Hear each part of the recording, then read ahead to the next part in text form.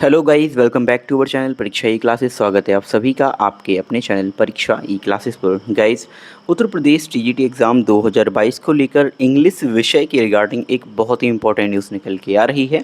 यहाँ पर आप देख पाएंगे टीजीटी अंग्रेजी के 125 में 33 प्रश्न निकले गलत।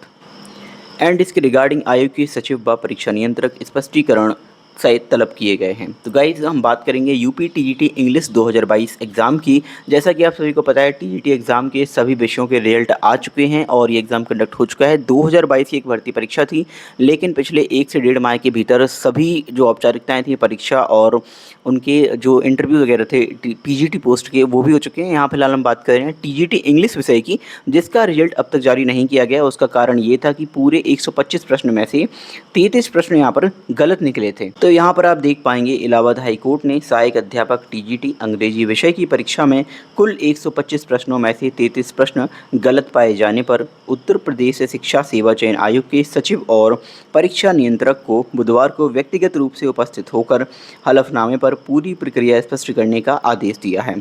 तो इस बाबत जो है वो यूपी के जो ईएसएससी है, शिक्षा सेवा चयन आयोग, उसके परीक्षा नियंत्रक और सचिव को कोर्ट ने खुद बुलाया है कि व्यक्तिगत रूप से उपस्थित होकर इस पूरी प्रक्रिया को स्पष्ट किया जाए। कोर्ट ने उनसे यह स्पष्ट करने को कहा है कि प्रश्न कैसे तैयार किए जाते हैं और परीक्षा कैसे आयोजित की जाती है। यह आदेश न्यायमूर्ति सिद्धार्थ नंदन ने आदित्य कुमार सिंह व 17 अन्य की याचिका पर सुनवाई करते हुए दिया है।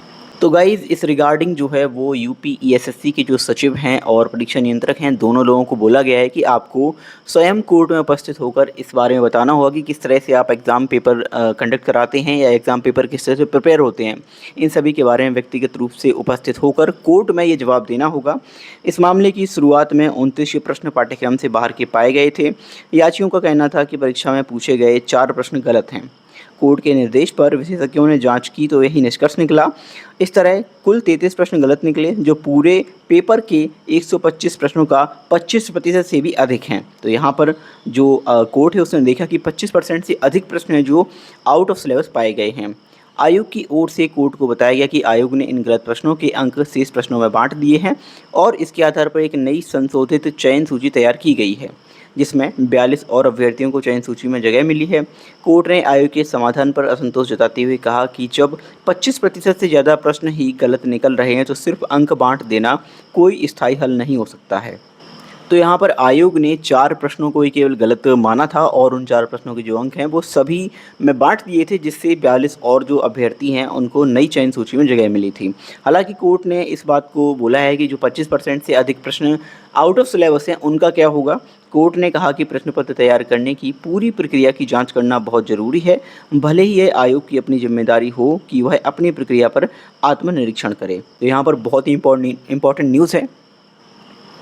तो यहाँ पर बहुत ही इंपॉर्टेंट न्यूज़ है उन सभी अभ्यर्थियों के लिए जिन्होंने यूपी टीईटी 2022 इंग्लिश विषय का ये एग्ज़ाम दिया था।